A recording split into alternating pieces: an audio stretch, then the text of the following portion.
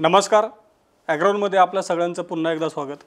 हवामान विभागानं सप्टेंबर महिन्याचा पावसाचा अंदाज दिला आहे. या पावसाच्या अंदाजामध्ये काही भागात कमी, काही भागात जास्त असा अंदाज देण्यात आलेला आहे. मग नेमकं विभागनिहाय पावसाचा अंदाज कसा आहे, जिल्हानिहाय पावसाचा अंदाज कसा आहे, विशेष म्हणजे सप्टेंबर महिन्यात आपली काही खरीपातली पिकं काढणीसाठी देखील येणार आहेत. मग ही पिकं पावसाच्या कचाट्यात सापडू शकतात का, परतीच्या पावसाचं काय, या सगळ्या प्रश्नांची उत्तरं आज आपण जाणून घेणार आहोत.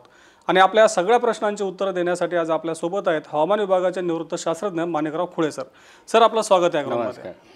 सर, पहिला प्रश्न हाच आहे की हवामान विभागानं जो अंदाज दिला आहे त्या अंदाजाकडे नेमकं आपण कसं बघायचं? सप्टेंबर महिन्यातल्या पावसाचा अंदाज देशात आणि राज्यामध्ये काय आहे? यावर्षीचे 2025च्या सप्टेंबर महिन्याचा अंदाज हा ऑगस्ट महिन्यापेक्षा जरा चांगला आहे. बरं. संपूर्ण सप्टेंबर महिन्यात देशासाठी जरी 109% अंदाज देण्यात आला असला तरी महाराष्ट्रासाठी अंदाज हा सरासरीपेक्षा अधिक आहे इतकंच आपल्याला म्हणता येईल. बरं. आणि संपूर्ण महाराष्ट्रासाठी एक समान असा हा अंदाज नाही आहे. तसं जर बघितलं तर जो आतापर्यंत संपूर्ण कोकण आणि घाटमाथा गेले 3 महिने हा चांगला पाऊस पडलेला आहे. पण सप्टेंबर महिन्यामध्ये याच भागामध्ये घाटमाथा आणि कोकण या भागामध्ये पावसाचं प्रमाण दरवर्षी सप्टेंबरमध्ये जेवढा पाऊस पडतो त्यापेक्षा कमी आहे. अच्छा. म्हणजे सप्टेंबर महिन्याच्या सरासरीपेक्षा कोकण आणि घाटमाथ्यावर पावसाचं प्रमाण कमी आहे. बरं. हा एक भाग क्लिअर झाला. आणि त्यानंतर मराठवाड्याच्या बाबतीत असं म्हणूया, मराठवाड्यामध्ये ऑगस्टच्या शेवटच्या आठवड्यात चांगला पाऊस झाला. इतका पाऊस झाला की साधारण बाकीच्या उपविभागापेक्षा त्याची सरासरी जास्त आली. बरं. पण त्याची अगोदरच्या महिन्यामध्ये जून जुलैमध्ये कमी असल्यामुळं सरासरी इतकंच ती 3 महिन्यामध्ये पाऊस झालेला आहे. पण सप्टेंबर महिन्यात मराठवाड्यामध्ये पावसाचं प्रमाण हे सरासरी इतकंच असणार आहे. अच्छा. हां. मात्र संपूर्ण खानदेश आणि मध्य महाराष्ट्रातील 7 जिल्हे, म्हणजे खानदेशातली 3 आणि हे 7 संपूर्ण 10 जिल्हे आणि विदर्भात सप्टेंबर महिन्यात चांगला पाऊस असण्याची शक्यता आहे. आणि हा पाऊस सरासरीपेक्षा अधिक या ठिकाणी असणार आहे. त्यामुळं मध्य महाराष्ट्र आणि विदर्भ हे जर एकूण जर आपण पाहिले, म्हणजे खानदेश 10 जिल्हे ते आणि म्हणजे जवळ 10-21 जिल्ह्यांमध्ये चांगलं पावसाचं प्रमाण सप्टेंबर महिन्यामध्ये महाराष्ट्रासाठी असेल. सप्टेंबर महिन्यात तुम्ही सांगितलं की तसं पाहिलं तर सप्टेंबर महिन्यात सरासरीपेक्षा कमी पाऊस सांगितला. त्यातल्या त्यात देशाच्या तुलनेमध्ये राज्यात कमी पाऊस सांगितलेला आहे थोडा. अनेक म्हणजे विदर्भ आणि मध्य महाराष्ट्र सोडला तर तुम्ही सांगितल्याप्रमाणे तर इतर भागांमध्ये पाऊस सरासरी किंवा त्यापेक्षा कमी असणार आहे. तर हे नेमकं काय घडणार आहे? म्हणजे मध्य भारतातल्या काही राज्यांमध्ये जास्त पाऊस आणि महाराष्ट्रामध्ये कमी पाऊस? नाही, आता पहिली गोष्ट तुम्ही म्हणताय की महाराष्ट्रात पाऊस कमी आहे. तुमच्या पहिल्या प्रश्नाचं उत्तर देताना सांगितलं पावसाचं प्रमाण हे फक्त कोकण, घाटमाथा आणि मराठवाड्यामध्ये सुद्धा थोडंसं प्रमाण कमी आहे. त्यामुळे तुम्ही जे म्हणताय तुलना जर केली उत्तर भारत आणि महाराष्ट्र यामध्ये काही थोडासा फरक असेल. त्यामुळे सप्टेंबरमध्ये पाऊस कमी असणार आहे आणि तुम्हाला रब्बीच्या पिकांना त्याची टंचाई भासणार आहे किंवा तूट भासणार आहे असा प्रकार नाही आहे. त्यामुळे तुमच्या प्रश्नाला उत्तर देताना मी असं म्हणेल असं काही नाही आहे. पाऊस हा महाराष्ट्रातल्या 21 जिल्ह्यापैकी सरासरीपेक्षा अधिकच आहे. त्यामुळं जो पाऊस सप्टेंबर महिन्यामध्ये होतो तो पाऊस ह्या वर्षी होणार आहे. बरोबर आहे. आणि तुम्ही जे म्हणताय की उत्तर भारतामध्ये तिकडे जे पावसाचं प्रमाण जास्त असणार आहे त्याचंही कारण हे पुन्हा ग्लोबल ज्या आपल्या NGO आहे, IOD आहे किंवा NSO आहे ह्या कंडिशनवर ह्या गोष्टी अवलंबून आहे. आणि जो वेस्टर्न डिस्टर्बन्स आहे ज्याला आपण पश्चिमी प्रक्षोभ म्हणतो तो प्रक्षोभ एक चांगला ऊर्जितावस्थेत असणार आहे. आणि आता चक्रीवादळाचा काल जे चालू होणार आहे ऑक्टोबर महिन्यामध्ये किंवा सप्टेंबरच्या शेवटी त्याचंही प्रमाण की जे चक्रीवादळाचे जे कमी दाबाचे क्षेत्र डिप्रेशन्स ज्यावेळी ते छत्तीसगडवरून मध्य भारतात MP मधून होते त्यामुळे त्या ठिकाणी पावसाचं प्रमाण जास्त असतं. समजलं का? त्यामुळं जो पाऊस तिथं आहे तोच पण थोडासा कमी महाराष्ट्रामध्ये आहे. त्यामुळे तुलना करताना स्पेसिफिक कमी जास्त असं काही म्हणता येणार नाही. बरं. आता सर आपण सप्टेंबर महिन्याच्या एकंदरीत राज्याच्या अंदाजाबद्दल सांगितलं. आपल्याला थोडंसं आठवड्याने हे सांगता येईल का? समजा आज 7 तारीख आहे, रविवार आहे, तर उद्या 8 पासून तर पुढचे जर आपण 3 आठवडे पकडले सप्टेंबर महिन्यातले, तर आठवड्याने आहे पावसाचा अंदाज कसा असू शकतो? आता बघा, आठवड्याने या जर म्हटलं तर आता मागं सांगितल्याप्रमाणे आज रविवार 7 तारीख आहे, बरोबर आहे. 4, 5, 6 आणि 7 ह्या भागामध्ये पावसाचं प्रमाण आहे, पण कुठं नेमका महाराष्ट्राचा जो वायव्य भाग आहे, मग त्याच्यामध्ये खानदेश आला, म्हणजे खानदेशचे 3 जिल्हे आणि नाशिक जिल्हा, छत्रपती संभाजीनगर आणि जालन्याचा काही भाग ह्या ठिकाणी हा पाऊस झालेला आहे. बरोबर. आणि विदर्भातला जो पूर्व विदर्भ ह्या ठिकाणी हा पाऊस झालेला, हे झालं 7 तारखेपर्यंत. बरोबर. नंतर पुन्हा 8 तारखेपासून म्हणजे 8 पासून ते 12 सप्टेंबरपर्यंत म्हणजे हे साधारण 5 दिवसामध्ये थोडीशी उघडीपचा पाऊस असणार आहे. म्हणजे या ठिकाणी पावसाचं प्रमाण कमी असणार आहे. बरं. म्हणजे मी 12 सप्टेंबरपर्यंत कव्हर झालेला आहे. पहिला आठवडा संपला, दुसरा आठवडा, दुसऱ्या आठवड्यात सुरुवात झालेली आहे. आणि मागेही मी तुम्हाला सांगितलं होतं की हवामानशास्त्राच्या तयार होणाऱ्या प्रणाल्या आणि येणारा पाऊस, ठराविक तिथीला होणाऱ्या प्रणाल्या याचा नक्षत्राशी संबंध आहे, असं बोललो होतो मी तुम्हाला मागे. बरोबर. त्या पद्धतीने आता जर तुम्ही बघितलं तर 31 ऑगस्टपासून तर 12 सप्टेंबर पूर्व नक्षत्र याचा पाऊस साधारण कमीच असतो. बरं. कारण हे एक नक्षत्र असं आहे की खरीप हंगाम संपलेला आहे आणि रब्बीचा हंगाम चालू होणार आहे, या सीमेवरचं हे नक्षत्र आहे. आणि याच्यामध्ये पावसाचं प्रमाण असंच असतं. झाला तर पाऊस, त्याला काय सोनाचा पाऊस असंही काहीतरी म्हणतात. पण 13 सप्टेंबरपासून जे उत्तरा फाल्गुनी म्हणतात, तो उत्तरा नक्षत्राचा पाऊस हा नेहमी होत असतो. म्हणून महाराष्ट्रातही 12 तारखेपर्यंत झालं, मी 13 तारखेपासून तर 18 तारखेपर्यंत म्हणजे हे 5 ते 6 दिवस महाराष्ट्रात चांगला पाऊस आहे. बरं. आणि हाच पाऊस निर्णायक ठरणार आहे रब्बी पिकासाठी. अच्छा. आता 18 तारखेपर्यंत जो पाऊस आहे त्याला हे जे कारण आहे, उत्तरा नक्षत्र जरी म्हणत असलो आणि तिथी मी तुम्हाला सांगतो त्या दरम्यान प्रणाली तयार होत असतात. याच दरम्यान कमी दाबाचं क्षेत्र हे तुमच्या वायव्येकडे येणार आहे आणि त्याच दरम्यान असणारा मॅडन जुलियन ऑसिलेशन हा फेज 1 मध्ये आहे. म्हणजे तो अरबी समुद्रात आहे आणि तो 18 सप्टेंबरपर्यंत आहे. अच्छा. आणि त्याचा मॅग्निट्यूड हा जवळपास 1च्या आसपास आहे. ॲम्प्लिट्यूडचा जो तो 1च्या आसपास आहे. बरं. तर याचा परिणाम नक्कीच अरबी समुद्रामध्ये उष्णता संवहनी प्रक्रियेतून पाऊस होण्याची किंवा प्रणाली तयार होण्याची शक्यता असल्यामुळंच आपल्याला उत्तरा नक्षत्राचा पाऊस होणार आहे. बरं. आणि ह्याच पावसावर आपल्याला रब्बी पिकाचं बऱ्यापैकी नियोजन करता येईल. म्हणजे तुम्हाला 13 ते 18 दरम्यान पावसाची शक्यता आहे. हे झालं 13 ते 18. आता मी पुढे 18 ते 25 पर्यंत सुद्धा याचा परिणाम असणार आहे. बरं. कारण हे नक्षत्र जवळजवळ तुम्हाला 26 सप्टेंबरपर्यंत आहे. अच्छा. आता तुम्ही म्हणाल सर तुम्ही पुन्हा नक्षत्र म्हणतो, पण मग ह्याच दरम्यान ह्या प्रणाल्या तयार होणार आहे.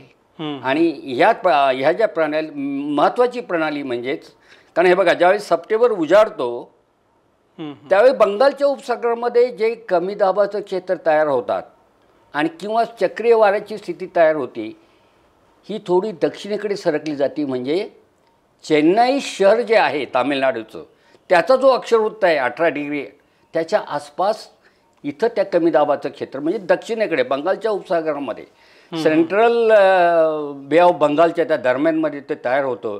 आणि त्याचं ज्यावेळेस वायव्येकडे त्याचं मार्ग हे होतं, प्रयाण होतं, तर नेमके ते छत्तीसगड, महाराष्ट्र किंवा रायलसीमातून तिकडं जातं. त्यामुळे आपल्याकडं सप्टेंबरमध्ये पाऊस होण्याची शक्यता असते. त्यामुळे सप्टेंबर महिन्यामध्ये अशा पद्धतीने जसं मी सांगितलं 13 ते 18 आणि 18 ते 25 या दरम्यान पाऊस होणार आहे. आणि कदाचित पुन्हा 27, 28, 29ला पावसाची शक्यता आहे.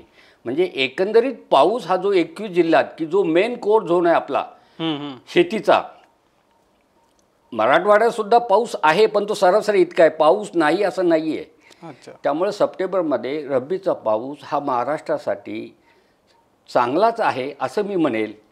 की जी अवस्था ऑक्टोबर महिन्याची होती तशी अवस्था ह्यावर्षी सप्टेंबर महिन्याची नाही आहे. त्यामुळं हा पाऊस चांगलाच आहे असं मला तुम्हाला सांगता येईल. बरं. आता सर पावसाला अनुषंगाने तुम्ही काही वातावरणीय प्रणाल्या सांगितल्या जसं MJO आहे किंवा मग पश्चिमी विक्षोभ आहे ते त्यानंतर वेगवेगळ्या IOD असेल या सगळ्या वातावरणीय प्रणाल्यांची एक चर्चा होत असते. तर नेमका या प्रणाल्यांची सध्याची स्थिती काय आहे आणि पुढच्या महिनाभरामध्ये ही स्थिती कशी राहू शकते?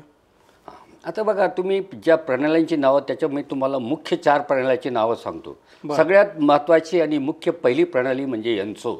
अच्छा. एन्सो म्हणजे एल निनो साऊथ ऑसोलेशन्स की जी दक्षिण अमेरिकेच्या विषुववृत्त ते आपलं पार इंडोनेशिया किंवा आपलं बंगालच्या उपसागर अरबी समुद्रापर्यंत विषुववृत्ताच्या दरम्यान असलेलं समुद्राच्या पाण्याचं तापमान बरोबर आहे. आणि हे तापमान जे सांगितलं ते सरासरीपेक्षा सरासरी इतकंच राहणार आहे. म्हणजेच काय राहणार आहे एल निनो साऊथ ऑसोलेशन हा तटस्थ आहे, न्यूट्रल आहे. बर. पण तो नकारात्मक नाही आहे. कारण जर तो पाण्याचं तापमान हे जर सरासरीपेक्षा कमी असतं म्हणजेच काय म्हणजे कमी असणं म्हणजे त्याच्या उष्णता आहे म्हणजे तो एल निनोला पूरक होतो. म्हणजे हे जी पूरकता आहे ही पाऊस होण्यासाठी आहे कारण तो तटस्थ आहे, सरासरी इतकं तापमान असणार आहे. म्हणजे एन्सो हा तटस्थच राहिलेला आहे जून ते सप्टेंबर महिन्यात आणि अजूनही तो तटस्थच राहणार आहे.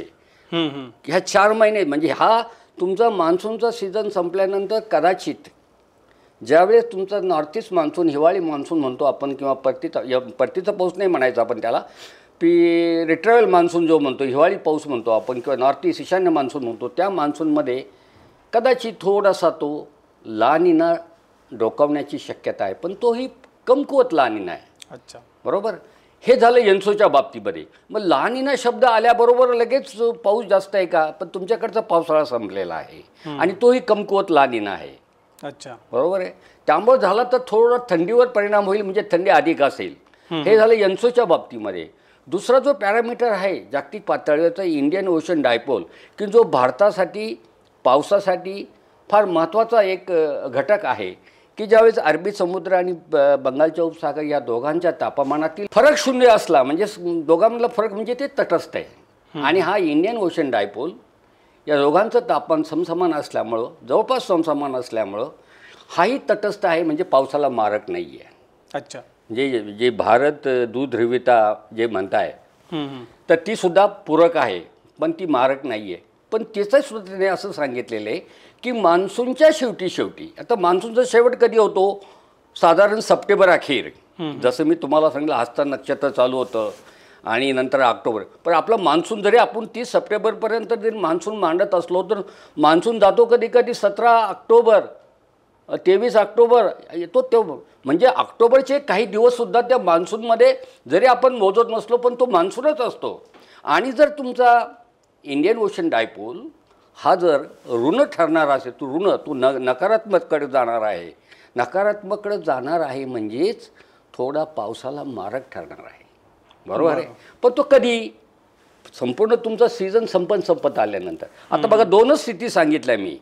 पहिली सांगितली एन्सोची आणि दुसरी सांगितली आयोडीची. पहिली सांगितली मान्सूनच्या शेवटी किंवा ऑक्टोबर महिन्यामध्ये पूरकता जाणवते आणि दुसरी सांगितली मारकता म्हणजे कसं आहे ते निगेटिव्ह ऋण म्हणजे काय अरबी समुद्राचं तापमान कमी आणि बंगालच्या उपसागराचं जास्त आहे अशी अवस्था म्हणजे ऋण.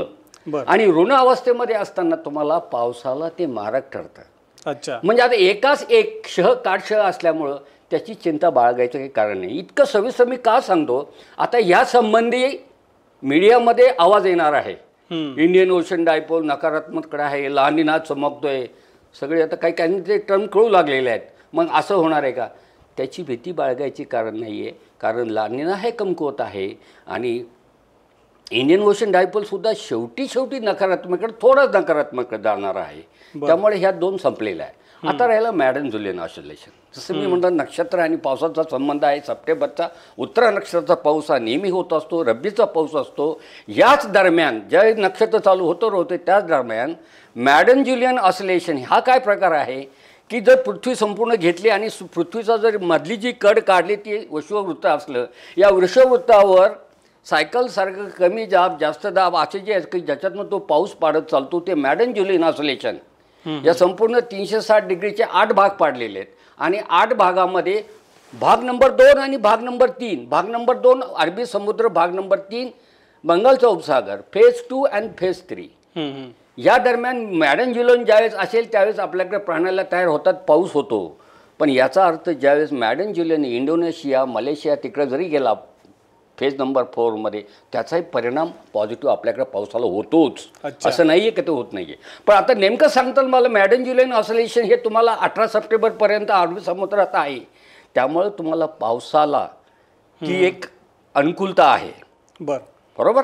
ह्या झाल्या ह्या 3 गोष्टी. आता चौथी गोष्ट तुम्ही म्हणला जे दुसरी गोष्ट जी आहे वेस्टर्न डिस्टर्बन्सेस. ह्या वर्षी वेस्टर्न डिस्टर्बन्सेस बऱ्यापैकी ऊर्जितावस्थ असल्यामुळं संपूर्ण हिमाचल प्रदेश, उत्तराखंड, जम्मू काश्मीर आणि त्याचं लोणपार पंजाब, हरियाणापर्यंत आलेलं आहे. कारण मान्सूनचा कालावधी जरी असला तर त्याला पूरकता पश्चिमी प्रक्षोभाची असल्यामुळं भरपूर पाऊस झालेला आहे. अच्छा. भरपूर शब्द नाही, टोकाचा, अत्युच्च टोकाचा एक्स्ट्रीम रेनफॉल तिथे झालेला आहे आणि त्याच्या बातम्या वगैरे तुम्ही ते सगळ्या पाहिलेल्या आहेत. त्याचं कारण वेस्टर्न डिस्टर्बन्स आहे. आता वेस्टर्न डिस्टर्बन्सेसचा महाराष्ट्राच्या पावसावर विशेष परिणाम होत नाही. अन्यथा जर तो वेस्टर्न डिस्टर्बन्सेसचा जो एक ट्रप असतो तो जास्तीत जास्त खाली पार MP पर्यंत आला तर आपल्या पावसा होतो. पण तुम्ही जे वेस्टर्न डिस्टर्बन्स हा जो चौथा पॅरामीटर म्हणताय, हा चौथा पॅरामीटर उत्तर भारताला तो लागू होतो. समजलं गो. तर त्यामुळे आपण एनसोची कंडिशन पाहिली, IODची पाहिली आणि मॅडम जुलन ऑसिलेशनची पाहिलेली आहे. अशा पद्धतीने हे आहे. आणि सप्टेंबर महिन्यात नुकताच 7 तारीख आहे, म्हणजे अजून 3 आठवडे. 3 आठवडे संपता लगेच आपल्याला चक्रीवादळाचा काळ चालू होतो. चक्रीवादळाचा काळ म्हणजे बंगालच्या उपसागरामध्ये चक्रीवादळ तयार होतात आणि ते भूभागावर येतात आणि पाऊस देतो. बरोबर. आणि याचाच नकळत याच दरम्यान मान्सून हा परततही असतो. मान्सून निघून जायचाही कालावधी असतो आणि नॉर्थ ईस्ट मान्सून म्हणजे दक्षिणेच्या 4 राज्यांमध्ये सेट होण्याचाही कालावधी असतो. तर ती एक महत्त्वाची प्रणाली सप्टेंबर एंड ऑक्टोबरच्या दरम्यान घडून येत असते आणि ती ह्या वर्षी पूरक ठरणार आहे. बरोबर. आता जाता जाता तुम्ही तेवढंच विचारलं ग्लोबलच्या 4 प्रणाल्याबद्दल. मी थोडीशी ॲडिशनल माहिती सांगितली. पण अजून जाता जाता तुम्हाला सांगतो, असं जर होणार असेल, जर तुम्हाला ला निना डोकावणार असेल तर सप्टेंबर नंतर ऑक्टोबरमध्ये पावसाची शक्यता आहे. म्हणजेच काय, जो पाऊस होत नाही, चित्ता नक्षत्र आणि हस्त नक्षत्र. आता आपल्याकडे ह्या वर्षी 2025ला चित्रा नक्षत्र चालू होतं साधारण 10 सप्टेंबरला. बरोबर. आणि 10 सप्टेंबर नाही, 10 ऑक्टोबर. 10 ऑक्टोबरला चालू होतं आणि साधारण ते 10 ते 23 ऑक्टोबरपर्यंत. 23 ऑक्टोबरपासून नंतर स्वाती नक्षत्र, म्हणजे दिवाळीनंतर स्वाती नक्षत्र चालू होतं. तर ह्या वर्षी जर ला निना डोकावणार असेल तर कदाचित या दोन्ही नक्षत्राचा पाऊस झाला, तर चित्रा नक्षत्राचा पाऊस झाला तर भात काढणीला त्रास होतो. बरोबर. समजलं का. भाताचं पीक त्यावेळेस बऱ्यापैकी येतं आणि ह्याच दरम्यान कपाशीसुद्धा काढणीला येते. सोयाबीन ही त्या अगोदर. सोयाबीन हे हस्त नक्षत्राच्या दरम्यान येते आणि ती साधारण 20 सप्टेंबर नंतर ते साधारण पहिल्या आठवड्यापर्यंत किंवा ऑक्टोबरच्या 10 ऑक्टोबरपर्यंत त्या दरम्यान ती येते. म्हणजे उत्तरा नक्षत्राचा काही भाग, हस्त नक्षत्राचा काही भाग, म्हणजेच 20 सप्टेंबर ते साधारण 10 ऑक्टोबरपर्यंत ह्या कालावधीत तुमचा सोयाबीनचा काढणीचा कालावधी येत असतो. त्यामुळं यावर्षी पाऊस असण्याची शक्यता आहे. आणि फक्त फार झाला तर मी सप्टेंबर महिन्यामध्ये, तसे अजून भात काढणीला अजून अवकाश आहे, पण ह्या सप्टेंबर महिन्यात ऑक्टोबर महिन्यात काय स्थिती असते तर त्यावेळेस कोकणामध्ये भात काढणीला कदाचित त्रास होईल असं मला वाटतंय. प्रश्न तुम्ही त्या प्रणाल्याबद्दल विचारला, पण मी त्याचा परिणाम हा संपूर्ण सप्टेंबर महिना आणि ऑक्टोबरचे काही दिवस याच्यामध्ये मी कव्हर केले आहे असं मला वाटतंय. बरोबर. आता सर तुम्ही परतीच्या पावसाचा उल्लेख केला. हवामान विभागानं अजून काही परतीच्या पावसाविषयी सांगितलं नाही, परंतु साधारण परतीचा प्रवास कधीपासून सुरू होऊ शकतो आणि परतीच्या मान्सूनमध्ये पावसाचं प्रमाण कसं राहू शकतं? तुम्ही सांगितलं ऑक्टोबरमध्ये, तर त्याचा थोडासा परतीच्या पावसाशी संबंध जोडून सांगा. आता परतीचा पाऊस हा शब्द तुम्ही उच्चारला आणि त्याच्यामध्ये ऑक्टोबर महिना असं म्हणाला. आता व्यवस्थित समजून घ्या.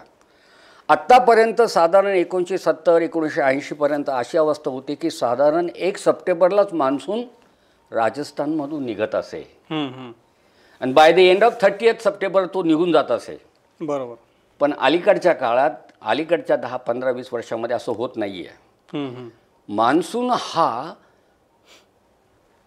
राजस्थानमधून निघतानाच तो 17 सप्टेंबर सरासरी तारीख त्यांनी 17 सप्टेंबर सांगितलेली आहे. अच्छा. म्हणजे तिथं निघतो आणि ज्यावेळेस तो परतीचा पाऊस निघाला तर त्याचेच काही अटी आहेत. त्याचे 3-4 अटी आहे. आता तो प्रश्न नाही आहे तुमचा अटी काय ते, पण तुम्ही तारखेचं बोलताय. तर 17 सप्टेंबरला ज्यावेळेस तो साधारण चालू होईल, मग दरवर्षी 17 सप्टेंबरला चालू होतो का? नाही. आणि जरी 17 सप्टेंबरला चालू असला तर त्याचा परिणाम लगेच महाराष्ट्रावर होत नाही. कारण तो संपूर्ण राजस्थान, उत्तर प्रदेश, बिहार असं करून नॉर्थ ईस्टमधून खाली उतरून पश्चिम बंगाल असं करत करत MP मधून महाराष्ट्रातून तो निघून जातो म्हणजे महाराष्ट्राच्या शेवटच्या याच्यापर्यंत कर्नाटकापर्यंत तो राहतो. नंतरच्या 4 राज्यामध्ये त्याचं नाव बदलतं. ते तुम्हाला मागं सांगितल्याप्रमाणे. मग हा कालावधी त्याच्या परतीच्या प्रवासाचा कालावधी साधारण 1 महिन्याचा असतो. म्हणजे समजा एक तारीख धरून चला, एक सरासरी तारीख जर 17 सप्टेंबरला मान्सून राजस्थानमधून निघाला तर तो मान्सून तेलंगणाचा काही भाग आणि कर्नाटकाचा भाग येईपर्यंत तो मान्सून तिथपर्यंत फिरत असतो. अच्छा. आणि तो साधारण 17 ऑक्टोबरच्या आसपासही तो निघतो आणि तिथून पुढे नंतर ह्या ऑक्टोबर महिन्यामध्ये आपल्याला नॉर्थ ईस्ट मान्सून सेट झाला 2-3 दिवसांमध्ये, किंवा हा गेला रे गेला, हा आला रे आला, अशी अवस्था असते. ते म्हणाल तुम्ही गेला ना आला म्हणजे काय, ती काय मिरवणूक आहे का? ही मिरवणूक आहे. ओ, त्याच्या अटी आहेत. ही अटी जर सिद्ध झाली पुरवली तर येस, मान्सून गेला, नॉर्थ ईस्ट मान्सून चालू झाला. आता तो पुन्हा वेगळा विषय आहे. जसं मान्सून परतण्यापासून कसं ओळखायचं, तो परतन सुरू झाली आणि मान्सून हा संपूर्ण गेला. जून टू सप्टेंबर हा मान्सून शब्द गेला आणि हिवाळी पाऊस म्हणून आला, याच्या पण क्रायटेरिया आणि या क्रायटेरिया या भागातल्या वातावरणीय निरीक्षणावरून ते ठरवलं जातं. बरोबर. आणि ज्यावेळेस तो नॉर्थ ईस्ट मान्सून येतो, समजा ऑक्टोबरमध्ये सेट झाला या 4 राज्यामध्ये, तर देशातून जाता जाता पार त्याला जानेवारी उजाडतो.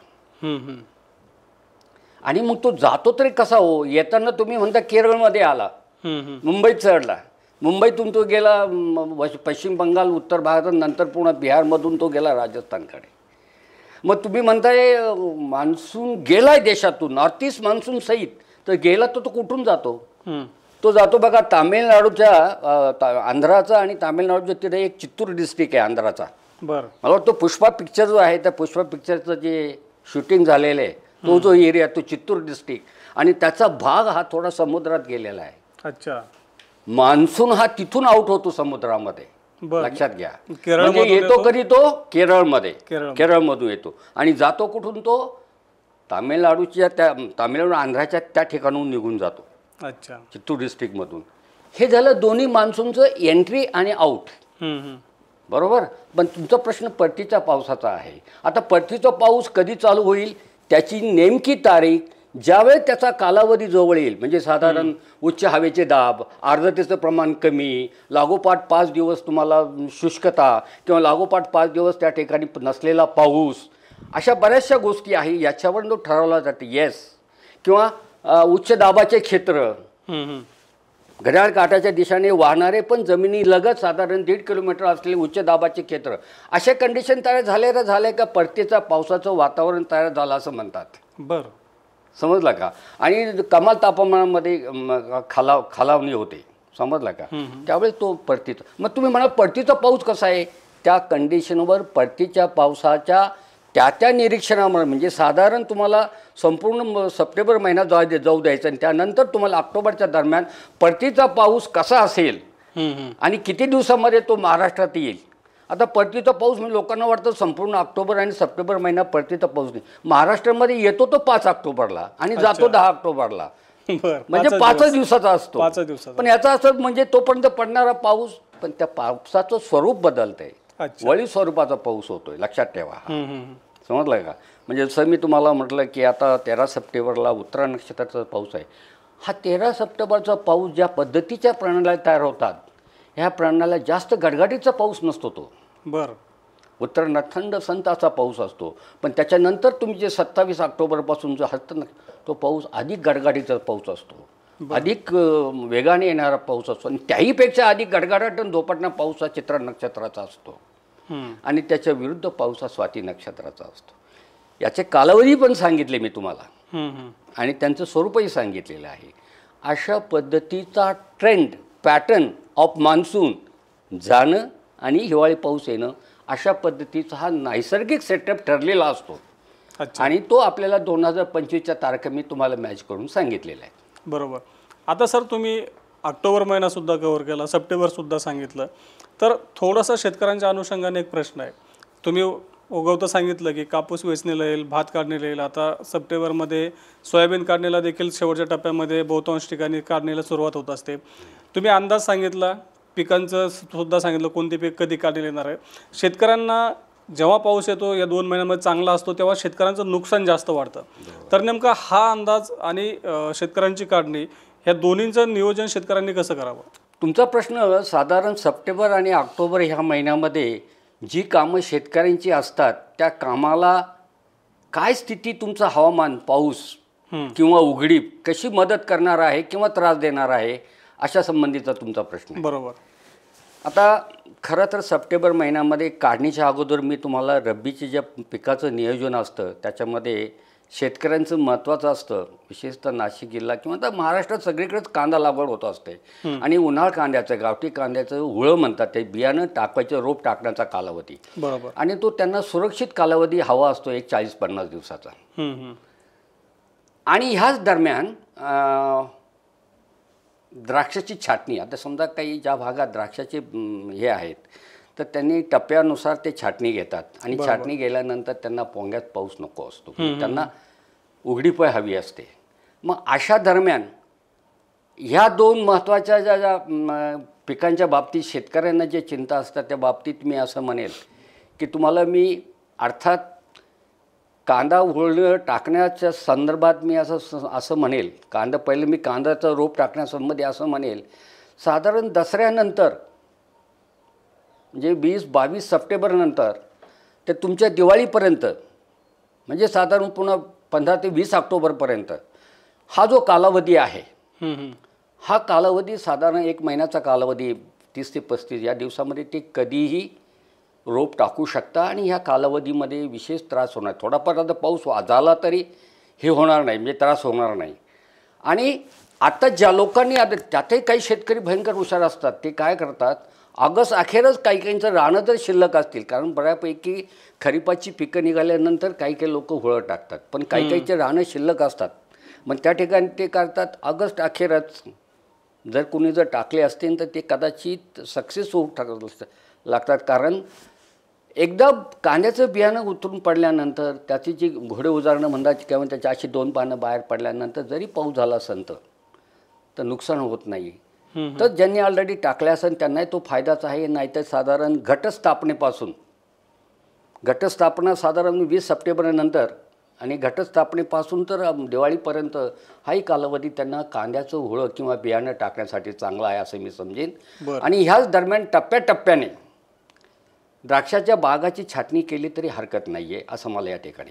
विषय राहिला पुन्हा आता काढणी संदर्भामध्ये, म्हणजे खरीप पिकाचं काढणी. आता खरीप पिकाची काढणी म्हणजे साधारण 20 सप्टेंबर किंवा 25 सप्टेंबरनंतर म्हणजे घटस्थापनेनंतर लोकांच्या सोयाबीनच्या काढण्या चालू होतात. बरोबर. आणि सप्टेंबरमध्ये पाऊस हा विशेष घाबरण्यासारखं नाही असं मला म्हणायचं आहे. आणि लोकांना हे माहिती आहे की आपलं क्षेत्र किती आणि किती दिवसामध्ये मी ही काढणी काढू शकतो आणि अशा पद्धतीचे 2, 4, 5, 7 दिवसाची उघडीप मिळणार आहे. त्यानुसार त्यांना सोयाबीनची काढणी करता येईल असं मला या ठिकाणी म्हणता येईल. आता विषय राहिला पुढचा कोणता, समजा त्या रब्बीच्या पेरणीचा वगैरे तो नंतरचा विषय आहे, समजलं का. त्यामुळे शेतकऱ्यांना जी भीती बाळगण्याचं कारण नाही असं मला या ठिकाणी वाटतंय. मग एखादा शेतकरी नेमकं त्याने द्राक्षाची छाटणी केली आणि 4थ्या किंवा 5व्या दिवसापासून पावसाला सुरुवात झाली आणि तो ठीक आठवडाभर हा तो त्याचा बॅड लक समजला. पण ओव्हरऑल की अति पाऊस आहे 109% तुमच्या डोक्यात आहे तो देशासाठी आहे. बरोबर आहे. आणि जो भाग मराठवाड्याने त्याला लागून आहे तिथे अति पाऊस नाहीच आहे. विदर्भामध्ये द्राक्षाचा काही संबंध नाही आणि महाराष्ट्रामध्ये जो भाग आहे त्यानुसार अति पाऊस नाही आहे. त्यामुळं शेतकऱ्यांनी या संदर्भामध्ये काळजी करण्याचं काही कारण नाही असं मला वाटतं. या ठिकाणी 25 सप्टेंबर चांगला पाऊस होणार आहे. तर शेवटी तुम्हाला सप्टेंबर अखेर हरभऱ्यासारख्या पिकाची पेरणी करू शकता तुम्ही, किंवा काही ज्वारीच्या पेरण्या ऑलरेडी आगाप असतात, त्यांना हरकत नाही करायला असं माझं मत आहे. रब्बी पेरणीसाठी यंदा परिस्थिती पोषक राहू शकते. जसं तुम्ही पावसाचा अंदाज सांगितला, तर रब्बीच्या पेरणीसाठी एकंदरीत पिकांसाठी परिस्थिती कशी असेल? आता बघा, ऑलरेडी गेले 3 महिने झालेला पाऊस, धरणात असलेलं पाणी, वाहणाऱ्या नद्या आणि अजून संपूर्ण सप्टेंबर महिन्याचा अंदाज सांगताना चांगला पाऊस, याचा अर्थ वॉटर रिसोर्सेस म्हणजे पाण्याची उपलब्धता चांगलीच आहे. आणि रब्बीचं पीक हे साठवलेल्या पाण्याच्या सोर्समधून म्हणजे नद्या तळी काय जे असतील किंवा विहिरींची जलपातळी किंवा कोल्हापूर टाईप बंधे भरल्यानंतर मिळणारी थंडी, उपलब्ध झालेलं पाणी आणि मिळणारी थंड्यावर आपला रब्बीचा हंगाम आहे. आणि मग तुम्ही म्हणाल, मी सरळ असं म्हणू शकत नाही का येस चांगला हंगाम आहे, पण शास्त्रीयदृष्ट्या कारण देऊन त्याचा पुरावा देऊन मी असं म्हणू शकेल पाण्याची उपलब्धता आहे, चांगली आहे. ला निना हा तुमच्या सप्टेंबरनंतर डोकावणार आहे, ऑक्टोबरमध्ये डोकावणार, म्हणजे थंडीचं प्रमाण असणार आहे. बरोबर आहे. म्हणजे आज तरी तुम्हाला रब्बीच्या पिकासाठी वातावरण पूरकच आहे असं मी आज म्हणेल. पावसाशी संबंध नाही आता, त्याच्यामध्ये तुम्हाला पाऊस तर निघून जाणार आहे, साधारण 17-15 ऑक्टोबरच्या दरम्यान तो पाऊस निघून जाणार आहे, पण त्याच्यापासून थंडी किती लवकर स्टार्ट होते हे महत्त्वाचं आहे. आणि 15 नोव्हेंबर ते संपूर्ण डिसेंबर महिन्यामध्ये किंवा 15 जानेवारी 26 जानेवारी की ढगाळ वातावरण किती कमी राहील आणि थंडी सलग तुम्हाला 30, 35, 40, 50 दिवस जर मिळाली तर रब्बीचा हंगाम जिंकण्याची शक्यता आहे. आणि यंदा त्या पद्धतीचं वातावरण असेल. असाच एकंदरीत वातावरणीय प्रक्रिया तुम्हाला सूचित करतात. त्यामुळं आज सप्टेंबर महिन्याची 7 तारीखच आहे, तर तरी मी इतकं ॲडव्हान्समध्ये या विषयावर बोलू शकतो. बरोबर. आता सरांनी आपल्याला सप्टेंबर ऑक्टोबर महिन्यातला एकंदरीतच आठवड्याने पाऊस, नक्षत्राने पाऊस, तसंच रब्बीच्या पिकांची आपली काढणी असेल किंवा रब्बीची तयारी असेल, या सगळ्या विषयांवरती मार्गदर्शन केलं. आता पुढच्या टप्प्यात जेव्हा आपला मान्सून परतीच्या प्रवासावर निघेल त्या कालावधीमध्ये नेमक्या काय घडामोडी घडतील, पावसाचा अंदाज कसा राहू शकतो, त्यानंतर परत ऑक्टोबर महिन्याचा देखील अंदाज काय राहू शकतो, याविषयी आपण वेळोवेळी सरांकडून मार्गदर्शन घेतच राहू. सर धन्यवाद, तुम्ही आज आम्हाला वेळ दिला आणि आमच्या सगळ्या प्रश्नांची उत्तरं दिली. नमस्कार. धन्यवाद.